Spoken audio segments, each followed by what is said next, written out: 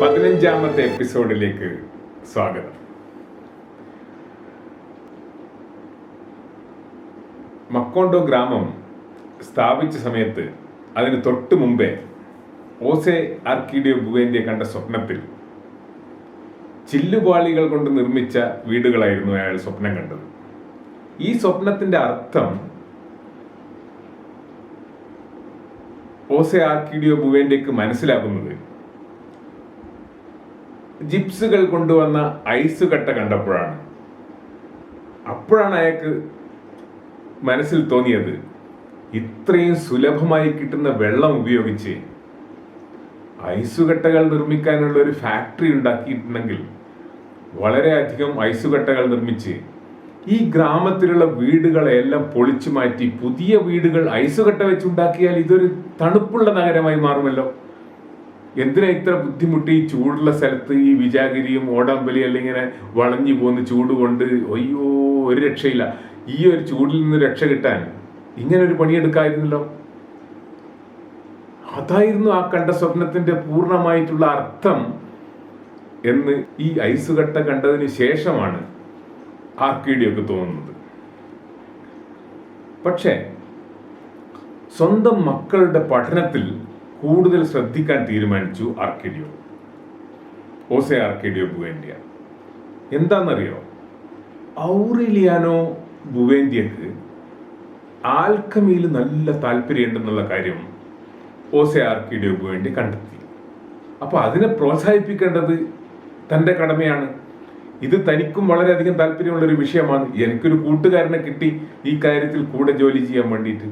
അപ്പോൾ അതുകൊണ്ട് തൽക്കാലം ഐസ് ഫാക്ടറിന്റെ കാര്യം മറന്നിട്ട് ഓസെ ആർക്കിഡിയോ ബുവേന്തിയ ഔറേലിയാനോ ബുവേന്തിയന്റെ കൂടെ കൊച്ചു പയ്യൻ രണ്ടാമതും തൻ്റെ ലബോറട്ടറിയിലേക്ക് കടന്നുകൂടി എല്ലാം പൊടി തട്ടി വൃത്തിയാക്കി കാര്യങ്ങളെല്ലാം രണ്ടാമതും പൊക്കിക്കൊണ്ടുവന്നു. എന്നിട്ട് അവര് ഉർസുലന്റെ പണ്ട് ആ കത്തിക്കരിഞ്ഞു പോയ സ്വർണ്ണം ഉണ്ടല്ലോ, അതൊന്ന് വീണ്ടെടുത്തേക്കാം എന്നുള്ളൊരു തീരുമാനത്തിലേക്ക് എത്തി. അങ്ങനെ മെൽക്കിയാഡിസ് കൊടുത്ത എല്ലാ ഫോർമുലയും മറ്റുള്ള ചെറിയ ചെറിയ കുറിപ്പുകളെല്ലാം വായിച്ച് രണ്ടാമതും അതിൻ്റെ അർത്ഥമൊക്കെ മനസ്സിലാക്കി അച്ഛനും മോനും കൂടി ഈ കാര്യത്തിന് പുറപ്പെട്ടു. എപ്പം നോക്കിയാലും ലബോറട്ടറിനുള്ളിലേക്ക് ജീവിതം മാറ്റി. അങ്ങനത്തെ ഒരു രീതിയിൽ അവർ കണ്ടിന്യൂ ചെയ്യുമ്പോൾ ഒരു ദിവസം ഉർസുല ആക്ച്വലി ഇതിൻ്റെ ഇടയ്ക്ക് ഒരു കാര്യം നടന്നത് എന്താണെന്ന് വെച്ചാൽ ഉർസുല വീണ്ടും ഗർഭിണിയായി. 3ാമത്തെ ഗർഭമാണ്. അപ്പോൾ പണ്ട് ഗർഭം ധരിച്ചപ്പോഴൊക്കെ ഉണ്ടായ ബുദ്ധിമുട്ട് ഉർസുല അനുഭവിക്കുന്നുണ്ട്. എന്തായിരുന്നു അത്? ഈ പ്രസവിക്കാൻ പോകുന്ന കുട്ടിക്ക് ഈ പന്നി വാല് പോലത്തെ വാലുണ്ടാവുമോ? ആ പേടി ഇനിയും മാറിയിട്ടില്ല. ഭാഗ്യത്തിന് 2 കുട്ടികൾക്കും അങ്ങനത്തെ പ്രശ്നമൊന്നുമില്ല. പക്ഷെങ്കിൽ ഇനിയൊന്നും വരാൻ പോകുന്നുണ്ട്. എന്താണാവോ, ആ അന്ധവിശ്വാസത്തിൽ നിന്ന് അവർക്ക് മാറാൻ പറ്റിയിട്ടില്ല. ആ ബുദ്ധിമുട്ട് ഉർസുലൻ്റെ ഉള്ളിലുണ്ട്. അങ്ങനെയെല്ലാം വിചാരിച്ചിട്ട് ഒരു ദിവസം അങ്ങനെ മുറിയിലേക്ക് കടന്നു ചെന്നപ്പോൾ അവിടെ വസ്ത്രം മാറിക്കൊണ്ടിരിക്കുന്ന മൂത്ത മകൻ, ആര്? ആർക്കേഡിയോ, ഓസെ ആർക്കേഡിയോ. മൂത്ത മകൻ മറന്നിട്ടില്ലല്ലോ. 14 വയസ്സ് കഴിഞ്ഞ കൗമാരപ്രായത്തിലെത്തിയ ചതുരത്തിലുള്ള തലയുള്ള ഓസെ ആർക്കേഡിയോ. പുള്ളി ഇങ്ങനെ വസ്ത്രം മാറിക്കൊണ്ടിരിക്കുമായിരുന്നു. അപ്പോൾ ഊർസുല ഒന്ന് ചമ്മി. എന്താണ്? ഊർസുല ഇതുവരെ പൂർണ്ണ നഗ്നനായിട്ട് കണ്ടത് തൻ്റെ ഭർത്താവായ ഓസെ ആർക്കേഡിയോക്ക് വേണ്ടിയ മാത്രമാണ്. അപ്പോൾ ഈ ആർക്കേഡിയോനെ കണ്ടപ്പോൾ ഓസെ ആർക്കേഡിയോ തൻ്റെ മൂത്ത പുത്രൻ ഇങ്ങനെ ഡ്രസ്സ് മാറുന്ന കണ്ടീഷനിൽ നഗ്നനായിട്ട് കാണുവാണ്. അപ്പോൾ പുള്ളിൻ്റെ ജനനേന്ദ്രിയം കണ്ടപ്പോൾ ഊർസുല ഒന്ന് ഞെട്ടി. വളരെ വലുതാണ്. എന്താണ് ഇത്? പന്നിവാല് പോലത്തെ എന്തെങ്കിലും പ്രശ്നമാണോ? ഇതിങ്ങനെ മുമ്പിൽ വന്ന് കുറച്ച് വലിപ്പം കൂടുതലാണല്ലോ എന്നുള്ള രീതിയിലൊരു വിഷമം ഊർസുലക്ക് മനസ്സിൽ വീണ്ടും ചെറുതായിട്ടൊരു വിഷമം തോന്നി. അങ്ങനെ കുറേ മാസങ്ങൾ കഴിഞ്ഞപ്പോൾ ഊർസുലൻ്റെ ഗർഭമൊക്കെ ആയത് പ്രമാണിച്ചിട്ട് ഒരു പെണ്ണുങ്ങളെ വീട്ടിൽ ജോലിക്ക് നിർത്തി. ആ സ്ത്രീ ആണെങ്കിൽ ആവശ്യത്തിനും അനാവശ്യത്തിനും പൊട്ടിച്ചിരിക്കുക, വർത്താനം പറയുക, ഏഷണി പറയുക, ഇങ്ങനെയുള്ള സ്വഭാവമുള്ളൊരു ലേഡിയാണ്. ആ ലേഡി വന്നിട്ട് അവരോട് ഇങ്ങനെ പണിയെടുക്കുന്ന സമയത്ത് ഉർസുല പറയുന്നു, നോക്ക്, എൻ്റെ മൂത്ത മോൻ ഇതിൻ്റെ കുറച്ച് കാലം മുമ്പേ ഡ്രസ്സ് മാറുമ്പോൾ ഞാൻ ആ മുറിയിൽ പോയപ്പോൾ അവൻ്റെ ഒരവസ്ഥ, അവൻ്റെ ജനനേന്ദ്രിയത്തിൻ്റെ അവസ്ഥ കണ്ടിട്ട് എനിക്ക് കുറച്ചൊരു വിഷമായി. അത് വല്ല പന്നിവാലിൻ്റെ തലതിരിഞ്ഞ ഭാഗത്ത് വല്ല പന്നിവാല് പോലത്തെ എന്തെങ്കിലും ആണോ, അല്ല അതൊരു ജനനേന്ദ്രിയമാണോ എന്നെനിക്കൊരു വിഷമം. അപ്പോൾ ഒരു ഗ്ലാസ് നിലത്തിട്ട് പൊട്ടിച്ച ഒരു ശബ്ദത്തിൽ വളരെ രൂക്ഷമായി ചിരിച്ചുകൊണ്ട് ഈ പെണ്ണുങ്ങൾ പറയും, അവൻ ഭാഗ്യവാനാ, അവനൊരു പ്രശ്നം വരില്ല. അതേ, നമുക്ക് നോക്കാം. എനിക്ക് കാർഡ് നോക്കിയിട്ട് ഭാവി പറയാൻ എനിക്കറിയാം. ഞാൻ പറഞ്ഞുതരാം എന്താന്ന് അവൻ്റെ ഭാവി എന്നുള്ള കാര്യം ഞാൻ നിങ്ങൾക്ക് പറഞ്ഞുതരാം. ഞാൻ എൻ്റെ കാർഡൊക്കെ എടുത്തിട്ട് വന്ന് നോക്കാമെന്ന് പറഞ്ഞിട്ട് അങ്ങനെ ഈ പെണ്ണുങ്ങൾ അടുത്ത ദിവസം വരുമ്പോൾ അവരെ കാർഡ് കൊണ്ടുവരും. ഈ ഭാവി നോക്കുന്ന കാർഡ് തത്തേനെ കൊണ്ട് എടുപ്പിക്കുന്നില്ല, അവർ തന്നെ എടുക്കുകയോ ചെയ്യും. അതിങ്ങനെ നിരത്തി വെച്ചിട്ട് ആ കാർഡ് കൊണ്ടുപോയിട്ട് ആർക്കേഡിയോട് പറയും, ആർക്കേഡിയ മൂത്ത ചെക്കനോട് പറയും, നീ വാ നമുക്ക് നിന്റെ ഭാവി നോക്കാം എന്ന് പറഞ്ഞിട്ട് അവനെയും കൂട്ടി കൊണ്ടുപോയിട്ട് ഒരു ധാന്യപ്പുരയുണ്ട്. ഇവരെ അടുക്കളേൻ്റെ കുറച്ച് അങ്ങോട്ട് മാറിയിട്ട് ഒരു ധാന്യപ്പുരയുണ്ട്. ആ ധാന്യപ്പുരയിലേക്ക് ഇവനെയും കൂട്ടിയിട്ട് പോയിട്ട് അതിൻ്റെ വായിലൊക്കെ അടച്ച് അടുത്തിരുത്തിയിട്ട് ഈ കാർഡുകളൊക്കെ അവിടെയുള്ള ഒരു പഴയ കാർപ്പൻ്ററിൻ്റെ ഒരു ആശാരി ഉണ്ടാക്കി വെച്ച ഒരു പഴയ ടേബിൾ ഉണ്ട്. ആ ടേബിളിൽ കുറച്ച് സ്ഥലമുണ്ട്. ആ ടേബിളിൽ ഈ കാർഡൊക്കെ ഇങ്ങനെ നിരത്തി വെച്ചിട്ട് ഇവനെ ഇങ്ങനെ തൊടും. പിന്നെ എവിടെയാ തൊടുന്നതെന്ന് കഥാകാരൻ പറയുന്നില്ല, അവനെ തൊടുന്നു എന്നാണ്. അപ്പോൾ ആ തൊടലിൻ്റെ സമയത്ത് ഈ പെണ്ണുങ്ങൾ ഇവനെ തൊടുമ്പോൾ അവന് ഒരുതരം കോരിത്തരിപ്പ്, ഒരു പേടി, അവൻ്റെ എല്ലിൻ്റെ ഉള്ളിൽ കൂടി എന്തോ ഒരു പതഞ്ഞു വരുന്ന പോലത്തെ ഒരു ഫീലിംഗ്, അങ്ങനെ ഒരു അനുഭവം ആർക്കേഡിയോ ഉണ്ടാവും, ആർക്കേഡിയോ. മാത്രമല്ല ഈ സ്ത്രീ ഈ കാര്യങ്ങളൊക്കെ പറയുന്നതെല്ലാം വളരെ വാചാലമായി സംസാരിക്കുന്നു, കൈയെടുത്ത് സംസാരിക്കുന്നു, വളരെ ആനിമേറ്റഡ് ആയിട്ടാണ് കാര്യങ്ങൾ പറയുന്നത്. അപ്പോൾ ഇവരെ കക്ഷത്തിൽ നിന്നും പുറത്തേക്ക് വരുന്ന ഒരുതരം പുകയുടെ മണം, ഒരുതരം രൂക്ഷമായ മണം ഇങ്ങനെ ഇവൻ്റെ ടെസ്റ്റോസ്റ്ററോൺ വല്ലാതെ കൂട്ടും. ടെസ്റ്റോസ്റ്ററോൺ കൂടിക്കഴിഞ്ഞാൽ എന്താ സംഭവിക്കുമെന്ന് നിങ്ങൾക്കും എനിക്കും അറിയാം. അവനെങ്ങനെ വികാരഭരിതനാവുകയാണ്. ഒരുതരം മിക്സഡ് വികാരമാണ് അവന് വരുന്നത്. അവന് ഈ സ്ത്രീയെ പെട്ടെന്ന് അമ്മയോട് സാമ്യപ്പെടുത്തുകയാണ്. അതിൻ്റെ കാര്യം പിന്നീട് രണ്ടാമത്തെ എക്സ്പ്ലനേഷനിൽ നമുക്കറിയാം. എന്താണ് ടെസ്റ്റോസ്റ്ററോൺ കൂടുമ്പോൾ എന്തിനാണ് അമ്മേനെ പറ്റി ആലോചിക്കുന്നത്? ഇവരെൻ്റെ അമ്മയാവണം, ഇവരെൻ്റെ കൂടെ എപ്പോഴും ഉണ്ടാവണം, ഇവരെന്നെ വിട്ട് പോകാൻ പാടില്ല, ഈ ധാന്യപ്പുരയുടെ വാതിലുകൾ ഒരിക്കലും തുറക്കാതെ ഇവരുടെ കൂടെ തന്നെ ഇങ്ങനെ കഴിയണം. ഇങ്ങനെയൊക്കെയുള്ള ഒരുതരം തോന്നലാണ് ആർക്കേഡിയോ എന്ന ഈ 14 വയസ്സ് കഴിഞ്ഞ പയ്യന് വരുന്നത്. അപ്പോൾ അതൊക്കെ കഴിഞ്ഞ് അവർ ആ റൂമിൻ്റെ അകത്തുനിന്ന് പുറത്ത് വന്നിട്ട് പിന്നീട് ഇവരെ എപ്പം നോക്കിയാൽ ഇവരെ പറ്റി തന്നെ ആലോചന. ഇവരെടുത്ത് പോയാൽ മതി, ഇവരെ കൂടെ ഇരുന്നാൽ മതി. അങ്ങനെ ഒരു ദിവസം പെട്ടെന്ന് ഇവർ പിന്നെ വന്നിട്ട് ഇവനോട് പറയും, നീ വീട്ടിലേക്ക് വാ. അപ്പോൾ അങ്ങനെ ഇവൻ വീട്ടിൽ പോയി. അവിടെ പോയപ്പോൾ ഈ പെണ്ണുങ്ങളെ കണ്ടപ്പോൾ ഇവന് ആ ഒരു അമ്മേൻ്റെ കണ്ട പോലെയോ അല്ലെ കൂടെ ഇരിക്കണമെന്നൊന്നും തോന്നിയിട്ടില്ല. അവിടുന്ന് കാപ്പിയും കുടിച്ച് ഉണ്ടാണ്ട് തിരിച്ചു വന്ന് വീട്ടിലെത്തിയിട്ട് പിന്നെ ഇങ്ങനെ മലന്ന് കിടക്കുവാണ് കട്ടിലിൽ. അപ്പോൾ പിന്നെയും ഇവരെ പറ്റിയുള്ള ഓർമ്മകൾ ഇവൻ്റെ മനസ്സിലേക്ക് ഇങ്ങനെ വരുവാണ്. അപ്പോൾ ഇവന് പിന്നെയും ഇവരുടെ അടുത്തേക്ക് പോകാനുള്ളൊരാഗ്രഹം വരും. അതായത് ഈ ആർക്കേഡിയോ ഈ പെണ്ണുങ്ങളിൽ അങ്ങ് ആകൃഷ്ടനാവുകയാണ്. അവൻ്റെ അഡോളസെൻസിൽ വരാവുന്ന എല്ലാ വീക്ക് പോയിന്റ്സും അത് അവനങ്ങനെ അവരിലേക്ക് ആകർഷിപ്പിച്ചു. പ്രത്യേകിച്ചും അവരുടെ കക്ഷത്തിൽ നിന്നും പുറത്തു വന്ന ആ ഒരു പുകയുടെ ഗന്ധം, ആ ഒരു രൂക്ഷഗന്ധം അവനെ വല്ലാതെ സ്വാധീനിച്ചു. അപ്പോൾ പെട്ടെന്ന് ഇവർ വന്നിട്ട് ഇവനോട് പറയും, നീ വീട്ടിൽ വാപ്പ, അമ്മ മാത്രമേ ഉള്ളൂ വീട്ടിൽ, കം ഹോം, ഞാൻ നിനക്ക് കാർഡ്സ് ഒക്കെ കാണിച്ചു തരാം, എൻ്റെ ഫുൾ കാർഡ്സിൻ്റെ കളക്ഷൻ ഉണ്ട്, യു കം. അവനോടനെ ഇറങ്ങി പോവാണ്. അവിടെ പോയി വീട്ടിൽ ചെന്നപ്പോൾ ഉണ്ട് അവിടെ അമ്മയുണ്ട്, അമ്മ അവിടെ ഇരിപ്പുണ്ട്, നോട്ട് ബോതേഡ്. ഇവനെ കൂട്ടി അവളുടെ കിടപ്പ് മുറിയിലേക്ക് കൊണ്ടുപോയിട്ട് കാർഡുകളൊക്കെ കാണിച്ചു കൊടുത്ത് പിന്നെ ഇവൻ്റെ ശരീരത്തിലൊക്കെ യഥേഷ്ടം തൊട്ട് അവൾക്ക് ഇവൻ്റെ ശരീരം കൊണ്ട് എത്രത്തോളം ആനന്ദം ലഭിക്കുമോ അതിന് വേണ്ട കാര്യങ്ങളെല്ലാം ചെയ്ത് അവനോട് പറയും, നീ രാത്രി വരണം, അവന് ഒട്ടാകെ വിഷമായി. പലതും രസകരമായി തോന്നുന്നുണ്ടെങ്കിലും എന്തൊക്കെയോ ഒരു ഭയം അവനെ വല്ലാതെ കീഴ്പ്പെടുത്തുന്നുണ്ടായിരുന്നു. അപ്പോൾ അങ്ങനെ എന്നാൽ ശരി ഞാൻ വരാമെന്ന് പറഞ്ഞിട്ട് അവിടുന്ന് പുറത്തേക്ക് വരും. ഒരു തരം രക്ഷപ്പെടൽ പോലെ. പക്ഷേ രക്ഷപ്പെടാൻ അവിടുന്ന് പോകാനായിട്ട് ആഗ്രഹവുമില്ല. അതേസമയം അടുത്ത് നിന്നാൽ എന്താ സംഭവിക്കാൻ പോകുന്ന ശരീരത്തിനൊക്കെ ഒരു അസ്വസ്ഥത, ഇതുവരെ അനുഭവിക്കാത്ത കാര്യമാണ്. ശരി, അങ്ങനെ അവരവിടുന്ന് പോയി കളയും. പോയി കഴിഞ്ഞിട്ട് രാത്രി തിരിച്ചു പോകാൻ പറ്റില്ല എന്ന് അവനറിയാം. കാരണം ഇത്ര ഇരുട്ടത്ത് അവൻ യാത്ര ചെയ്തിട്ടില്ല. ഇങ്ങനത്തെ ഒരു കാര്യത്തിന് വേണ്ടി അവൻ പുറത്ത് പോയിട്ടില്ല. വീട്ടിൽ നിന്ന് പുറത്തിറങ്ങാത്ത മനുഷ്യനാണ്. എന്നാലോ ഇപ്പോൾ ഈ ഒരു സ്ഥിതിക്ക്, വിളിച്ച സ്ഥിതിക്ക് ആ ഒരു ചെറിയൊരനുഭവം, അവൾ തന്നെ തൊട്ട അനുഭവം, ഇതൊക്കെ ഉണ്ട്. അപ്പോൾ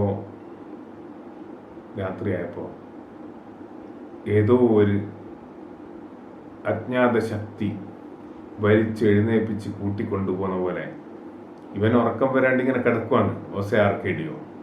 അപ്പോൾ തൻ്റെ അനുജൻ്റെ ശ്വാസം കഴിക്കുന്ന ശബ്ദം,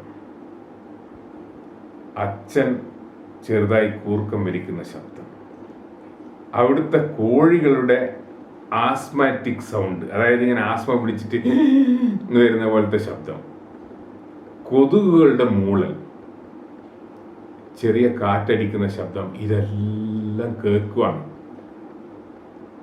ചില സന്ദർഭങ്ങളുണ്ടാവും നമുക്ക് ലൈഫിൽ എന്താ ചെയ്യേണ്ടതെന്ന് അറിയാണ്ട് ഇങ്ങനെ പെട്ടെന്ന് കണ്ണു മുഴിച്ച് കിടക്കുമ്പോൾ നിശബ്ദത എന്ന് പറയുന്നതൊന്നുമില്ല. പക്ഷെ നിശബ്ദതയ്ക്ക് പകരം എന്തൊക്കെയോ ശബ്ദങ്ങളാണ് നമ്മൾ കേൾക്കുക. പക്ഷെ അത് നമ്മൾ ഒബ്സർവ് ചെയ്യുക എന്ന് പറഞ്ഞാൽ അതിനൊരു മൊമെന്റ് ഉണ്ട്. ഒന്നുകിൽ നമ്മൾ അത് മനസ്സിലാക്കി, ഇപ്പം ഞാൻ പറയുന്നത് കേട്ടിട്ട് നിങ്ങൾ ഇന്ന് രാത്രി എല്ലാം ലൈറ്റൊക്കെ അണച്ച് കിടക്കുന്ന സമയത്ത് ഒന്ന് ശ്രദ്ധിച്ച് നോക്കിയാൽ അറിയാം, നിശബ്ദത എന്ന് പറഞ്ഞിട്ട് ഒന്നുമില്ല. ഒന്നുകിൽ ചീവീടിൻ്റെ ഒരു കരച്ചിലായിരിക്കാം, അല്ലെങ്കിൽ ഒരു കൊതുകിൻ്റെ മൂളലായിരിക്കാം, അല്ലെങ്കിൽ ഒരു എയർ കണ്ടീഷണറിൻ്റെ ചെറിയ ഒരു ഞരങ്ങലായിരിക്കാം, ഫാനിൻ്റെ ശബ്ദമായിരിക്കാം, കാറ്റടിക്കുന്ന എന്തൊക്കെയോ ശബ്ദങ്ങൾ നമുക്ക് ചുറ്റും നമ്മളുള്ളതായിട്ട് നമ്മൾ അനുഭവിക്കും. അതൊരു ഡിഫറെൻ്റ് എക്സ്പീരിയൻസ് ആണ്. നിങ്ങളതൊന്ന് ശ്രമിച്ചു നോക്കണം. അപ്പം അങ്ങനെ ഇവൻ ഇതൊക്കെ കേൾക്കുവാണ്. പക്ഷെ അതിൻ്റെ ഇടക്ക് കൂടി ഇവനിങ്ങനെ എണീറ്റ് യാന്ത്രികമായിട്ട് ഈ പെണ്ണുങ്ങളെ വീട്ടിലേക്ക് യാത്ര തിരിച്ചു. അവനവിടെ പോകുമ്പോൾ അവൻ്റെ മനസ്സിൽ അവൻ വിചാരിക്കുന്നത് ആ വീട്ടിൻ്റെ വാതിൽ ഉള്ളിൽ നിന്നും കുറ്റിയിട്ടിരിക്കണമേ എന്നാണ്. തുറന്നിരിക്കണം എന്നല്ല ആഗ്രഹം. എന്നാൽ അവിടെ അവസാനിക്കുമല്ലോ എൻ്റെ യാത്ര. പക്ഷെ അവിടെ ചെന്ന് നോക്കുമ്പോൾ അത് കുറ്റിയിട്ടിട്ടില്ല. അവൾ എക്സ്പെക്ട് ചെയ്യുന്നുണ്ട് ഇവൻ വരുന്ന കാര്യം. അവിടെ എത്തി വാതിൽ തുറന്നു. വാതിൽ തുറക്കുമ്പോൾ അതിൻ്റെ വിജാവരീൻ്റെ ശബ്ദം കേൾക്കുന്നുണ്ട്. അതിങ്ങനെ അലയടിച്ചുകൊണ്ട് കര തുറക്കുന്നു. അതിനകത്തേക്ക് കടക്കുന്നു. അതിനടുത്ത് കടന്ന് കഴിയുമ്പോഴത്തേക്കും എങ്ങോട്ടാ പോകേണ്ടതെന്ന് അറിയില്ല. കൂരാക്കൂരി ഇരുട്ടാണ്. ഇവള് വിളിച്ചിട്ടുണ്ട്, അവൻ പോയിട്ടുണ്ട്, അത്രയേ ഉള്ളൂ. ബാക്കിയൊന്നും യാതൊരു നിശ്ചയവുമില്ല. അവിടെയാണെങ്കിൽ ഇവളെ ബ്രദേഴ്സ് കിടന്നുറങ്ങുന്നുണ്ട്, അച്ഛൻ കിടന്നുറങ്ങുന്നുണ്ട്, അമ്മ കിടന്നുറങ്ങുന്നുണ്ട്. ഇത് ആരെ ചവിട്ടിപ്പോ എന്താ സംഭവിക്കുമെന്നും പറയാൻ പറ്റുന്നില്ല. പക്ഷേങ്കിൽ യാന്ത്രികമായിട്ട് ഇങ്ങനെ പോവാണ്. ആരും എണ്ണീറ്റിട്ടില്ല, തിരിഞ്ഞും മറിഞ്ഞും കിടക്കുന്നുണ്ട്. പക്ഷെ ഇവൻ വന്നത് ആരും അറിഞ്ഞിട്ടില്ല. അപ്പോൾ ഇവൻ വിചാരിക്കും, ഇവളെ ഈ മണമുണ്ടല്ലോ, അവളെ രൂക്ഷമായ ആ മണം, ആ മണത്തിൻ്റെ ഒരു വഴി കണ്ടുപിടിക്കുക. ആ മണം എവിടുന്നാ വരുന്നത്? ആ മണം ആ വീട്ടിൽ മുഴുവൻ തലം കെട്ടി നിൽക്കുകയാണ്. പിന്നെ എവിടെയാന്ന് വിചാരിച്ചിട്ട് പോകാനാ? എന്നാലും അവൻ മുന്നോട്ട് നടന്ന് ഒരു പർട്ടിക്കുലർ സ്ഥലത്ത് എത്തിയപ്പോൾ ഒരു വലിയ കൈ വന്നിട്ട് അവനെ പിടിക്കുന്നു. അവൻ്റെ മുഖത്തിങ്ങനെ തഴുകുന്നു. എല്ലാ വിരലുകളും ഉപയോഗിച്ച് അവനെ കീഴ്പ്പെടുത്തുന്നു. ആ റൂമിൽ അവർ രമിക്കുകയാണ്. അവർ രമിച്ചു കഴിഞ്ഞതിന് ശേഷം അവൻ തിരിച്ച് വീട്ടിലേക്ക് പോകും. ഇങ്ങനെയുള്ള അനുഭവങ്ങൾ ഇങ്ങനെ വീണ്ടും വീണ്ടും ആവർത്തിക്കുന്നു. അങ്ങനെ ഓസെ ആർക്കീഡിയോവും ഈ സ്ത്രീയും പ്രേമത്തിലാവുന്നു. ആരാണ് ഈ സ്ത്രീ? ഈ സ്ത്രീയുടെ പേരാണ് പീലർ ടെർണറ. മക്കോണ്ടോ സ്ഥാപിക്കുന്ന പ്രസ്ഥാനവുമായി റിയോ ഹച്ചയിൽ നിന്ന് പുറപ്പെട്ട ഗ്രൂപ്പിലെ ഒരംഗമായിരുന്നു പീലർ ടെർണറ. അപ്പോൾ അന്ന് കാലത്ത് 14 വയസ്സുണ്ടായിരുന്നൊരു കുട്ടിയായിരുന്നു അവൾ. ഓസെ ആർക്കീഡിയോയിനേക്കാളും 14 വയസ്സ് മൂത്ത ആളാണ് പീലർ ടെർണറ. അവിടുന്ന് ഒരു പ്രേമുണ്ടായി. ഇവളെ ഒരു 4 വയസ്സിൽ ഒരാൾ ബലാത്സംഗം ചെയ്തു. പക്ഷെ അയാൾ ഇവളെ പ്രേമിച്ചു കൊണ്ടേയിരുന്നു. അത് കഴിഞ്ഞിട്ടും അങ്ങനെ അയാൾ വരും എന്ന് വിചാരിച്ചിട്ട് ഈ മാജിക്കൽ കാർഡും ഈ ഭാവി പറയുന്ന കാർഡും വെച്ചിട്ട് 3 മാസത്തിനുള്ളിൽ വരും, 3 ആഴ്ചക്കുള്ളിൽ വരും, 3 ദിവസത്തിനുള്ളിൽ വരും, 3 വർഷത്തിനുള്ളിൽ വരും എന്ന് പ്രതീക്ഷിച്ചുകൊണ്ടേയിരിക്കുന്ന ഒരു പെണ്ണുങ്ങളാണ് ഈ പീലർ ടർണർ. ആ സ്ത്രീയും ആയിട്ടാണ് ഓസെ ആർക്കിഡിയോക്ക് പ്രണയം തോന്നുന്നത്. അപ്പോൾ ഇതിലൊരു സ്ഥലത്ത് കഥാകാരൻ പറയുന്നുണ്ട്, ഓസെ ആർക്കിഡിയോവിന് പെട്ടെന്ന് ഇവളെ കണ്ടപ്പോൾ ഊർസുലയുടെ മുഖമാണ് കാണുന്നത്. വളരെ ഭയാനകമായ ഒരു കാര്യമാണ്. അതായത് ഓസെ ആർക്കിഡിയോക്ക് ഊർസുലന്റെ കൂടെ ചെയ്യണം തോന്നിയ കാര്യങ്ങളാണ്, സ്വന്തം അമ്മേന്റെ കൂടെ ചെയ്യണം തോന്നിയ കാര്യങ്ങളാണ് ഇവളുമായിട്ട് ചെയ്യുന്നത്. അപ്പൊ അവിടെ ഒരു വളരെ വൈരൂപ്യമുള്ള അഗമ്യഗമനത്തിന്റെ ഒരു ഇന്റൻഷൻ ഓസെ ആർക്കിഡിയോയിൽ ഉണ്ടായിരുന്നു എന്ന് ഗാബോ വളരെ ഇൻഡയറക്റ്റ് ആയിട്ട് ഇതിൽ എഴുതി വെച്ചിട്ടുണ്ട്. അപ്പൊ അത് ആ ഒരു സാറ്റിസ്ഫാക്ഷനാണ് ഈ പ്രായമുള്ള തന്നേക്കാൾ 14 വയസ്സ് മൂത്ത ഈ സ്ത്രീയിൽ നിന്നും ഓസെ ആർക്കിഡിയോ അനുഭവിച്ചത്. അങ്ങനെ ഓസെ ആർക്കിഡിയോ വീട്ടിൽ വന്ന്, പുള്ളിക്ക് വേറെ ഒന്നിലും താല്പര്യമില്ല, വീട്ടിൽ വരുന്നു, വീട്ടിൽ വന്നിട്ട് കിടന്നുറങ്ങുന്നു, പകൽ ഉറങ്ങുന്നു. അച്ഛൻ്റെയും ഔറീലിയാനോ ബുവേൻ്റെയും എക്സ്പെരിമെന്റിലൊന്നും യാതൊരു താല്പര്യമില്ല. അപ്പൊ ഇതിനിടയ്ക്ക് എന്ത് സംഭവിച്ചു? അവർ ആ സ്വർണം വീണ്ടെടുക്കാന്നൊക്കെ വിചാരിച്ചിട്ട് നടത്തിയ എക്സ്പെരിമെന്റ് സക്സസ്ഫുൾ ആയി. അവർ ആ ചട്ടീൻ്റെ അകത്ത് ആ കരിഞ്ഞു കൂടി കിടന്നിരുന്ന ആ സ്വർണത്തെ വളരെ ബ്യൂട്ടിഫുൾ ആയിട്ട് പുറത്തേക്ക് എടുത്തു. ആ എടുത്ത സംഭവം ഓസെ ആർക്കിഡിയോ ബുവേന്റിയക്ക് സ്വന്തമായിട്ട് സ്വർണം കണ്ടുപിടിച്ച ഒരു പ്രതിയാണ് കൊടുത്തത്. ഇത് പണ്ട് നല്ല സ്വർണ്ണമായിരുന്ന സാധനം ഉരുക്കി കൊളാക്കി ഇതിനകത്ത് വെച്ചെന്നുള്ളത് മറന്നുപോയിട്ട് പുള്ളി അത് പുതിയതായിട്ട് ഞാൻ സ്വർണം കണ്ടുപിടിച്ചെന്നുള്ള ഒരു ആവേശത്തിലാണ് ആ കാര്യം ലോകത്തുള്ള ആൾക്കാർ അറിയിച്ചത്. ഏതായാലും ഊർസുലക്ക് ഭയങ്കര സന്തോഷമായി. ഊർസുല പറയൂ, ഭഗവാനെ താങ്ക് യു സോ മച്ച്, ഇവരുടെ ഈ ആൽക്കമി നന്നായിട്ട് നടക്കട്ടെ, alchemy is A great thing എന്ന് പറഞ്ഞിട്ടാണ് ഊർസുല ദൈവത്തിനോട് നന്ദി പറഞ്ഞത്. കാരണം തൻ്റെ സ്വർണം തിരിച്ചു കിട്ടി, അതിൽ യാതൊരു വിധത്തിലുള്ള കുറവും പറ്റാതെ സ്വർണം അവർ പുറത്തേക്ക് എടുത്തു. അത് കാണിച്ചിട്ട് ഓസെ ആർക്കിഡിയോ ബുവേന്റിയ, ഓസെ ആർക്കിഡിയോ തൻ്റെ മൂത്രപുത്രനെ വിളിക്കും. എന്നിട്ട് ചോദിക്കും, മോനെ what do you think this is? നല്ല സ്വർണ്ണ നിറത്തിൽ മഞ്ഞ കളറിലുള്ള ഒരു ചെറിയ ഒരു കട്ട ആ പാത്രത്തിലുണ്ടാവും. അവൻ നോക്കിയിട്ട് പറയും, ഇത് കണ്ടിട്ട് ലുക്സ് ലൈക്ക് ഡോഗ് ഷിറ്റ്, പട്ടിക്കാട്ടം പോലെ ഉണ്ടല്ലോ. ഓസെ ആർക്കിഡിയോ ബുവേന്റിക്ക് ഒരു ദേഷ്യം വരും. അയാൾ കൈ ഇങ്ങനെ മടക്കി അവന്റെ മുതുകത്തൊരറ്റടിയാണ്. ചോരയും വന്നു, കണ്ണിന്ന് വെള്ളവും വന്നു, നല്ലോണം പുറത്ത് കുത്തും കൊണ്ടു, എല്ലാം അവിടെയെല്ലാം വീങ്ങി. രാത്രി പീലർ ടർണറിൻ്റെ അടുത്ത് പോയപ്പോൾ അവള് സാർണിക്ക ഓയിലെല്ലാം എടുത്തിട്ട് മെല്ലെ പെരട്ടി കൊടുത്ത് എല്ലാം ഒന്ന് വീങ്ങിയതെല്ലാം ഒന്ന് റെഡിയാക്കി അവക്ക് വേണ്ട പോലെ അവൻ്റെ ശരീരം ഉപയോഗിച്ച് അവനെ വേദനിപ്പിക്കാതെ അവക്ക് വേണ്ട കാര്യങ്ങളൊക്കെ നടത്തിയെടുത്തിട്ട് അവനോട് വളരെ രമ്യതയിൽ ജീവിച്ചുകൊണ്ടിരിക്കുമ്പോൾ പറയും, നമുക്ക് ഒരുമിച്ച് ജീവിക്കാൻ പറ്റിയിരുന്നെങ്കിൽ നമുക്ക് ഈ ലൈറ്റൊക്കെ ഇടായിരുന്നു, ഈ ഇരുട്ടത്ത് ഇങ്ങനെ കഷ്ടപ്പെടണ്ടായിരുന്നു, ഈ ഒരു പ്രക്രിയ എനിക്ക് എൻ്റെ സീൽക്കാരങ്ങളോട് കൂടി എൻജോയ് ചെയ്യാൻ പറ്റുമായിരുന്നു. നിനക്കാണെങ്കിൽ നിനക്ക് വായിൽ തോന്നുന്ന എല്ലാ വൃത്തികേടുകളും എൻ്റെ ചെവിയിൽ പറഞ്ഞുകൊണ്ടിരിക്കാമായിരുന്നു. നമ്മളിങ്ങനെ ഈ ഇരുട്ടത്ത് ഇങ്ങനെ ചെയ്യുന്നത് ഇതെപ്പോഴാണ് നമ്മളൊന്ന് ജനങ്ങൾ അറിഞ്ഞിട്ടൊന്ന് ഒന്നിക്കാൻ പറ്റുക എന്നുള്ള രീതിയിൽ അവർ സംസാരിച്ചിട്ട് അങ്ങനെ ഒരുതരം ധൈര്യം ഓസെ ആർക്കിഡിയോക്ക് വരുവാണ്. അവിടെ നിന്ന് തിരിച്ചു വന്നിട്ട് ആ ധൈര്യത്തിൻ്റെ ഫലമായിട്ട് അവൻ എല്ലാ കാര്യവും ഔറീലിയാനോ ബുവേന്റിയോട് തുറന്ന് പറയും. അതിനുശേഷം എന്ത് സംഭവിക്കുമെന്ന് നമുക്ക് അടുത്ത എപ്പിസോഡിൽ കാണാം. ഞാൻ ഈ എപ്പിസോഡ് ഇവിടെ അവസാനിപ്പിക്കുന്നു. നിങ്ങളെ ഏവരെയും അടുത്ത എപ്പിസോഡിന് വേണ്ടി കാത്തിരിക്കുവാൻ സ്വാഗതം ചെയ്തുകൊണ്ട് വിടാം.